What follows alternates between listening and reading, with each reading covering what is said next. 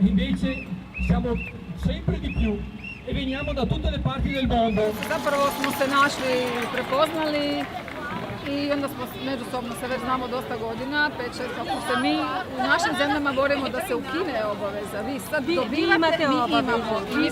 Tako je, mi imamo obavezu, želimo. Čakajte, samo da se malo dam ja u... Na hlad. Tako. In hladono? Hvala. Dobro. Vi se borite da se ukine Da se obaveza. nama Obavezna ukine vakcinacija. Obaveza, ja se ne sjećam. Više prisila nego obaveza. Znači mi nismo protiv vakcina, već protiv prisile i obavezne vakcinacije. Ko hoće da vakciniše svoje dijete, to je potpuno pravo.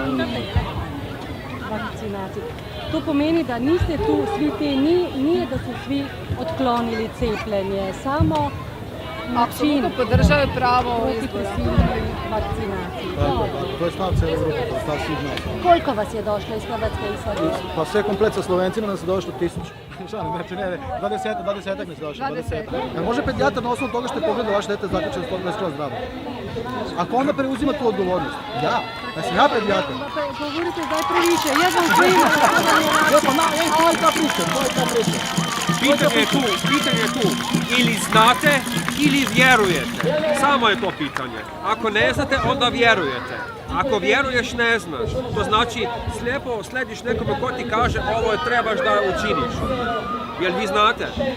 Ne znate koji su nuspojave od vakcine? Da. A koji su... To roditelji potpišemo, moramo cepiti otroka, potpišemo. Da li znate šta prouzroči, koje su posljedice toga? Šta slijedi? A mi znamo, a mi imamo iskustva u tome. A to je razlika od nekog koji samo vjeruje i slijepo slijedi nekome, ali neki roditelj koji je djeca oštećena, a sad dolazi tu da iskaže svoje stavove, svoje prava. Vi ste... Primož, Slovenija.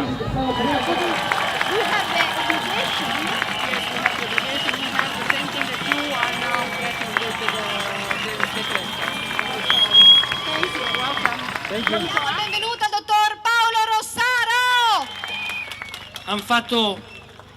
C'è un grande equivoco a livello giù del Parlamento, del Ministero, del Senato.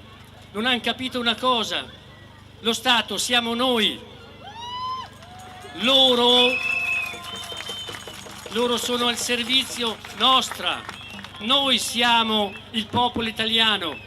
E se il popolo italiano è sovrano, dovranno ascoltarci sempre.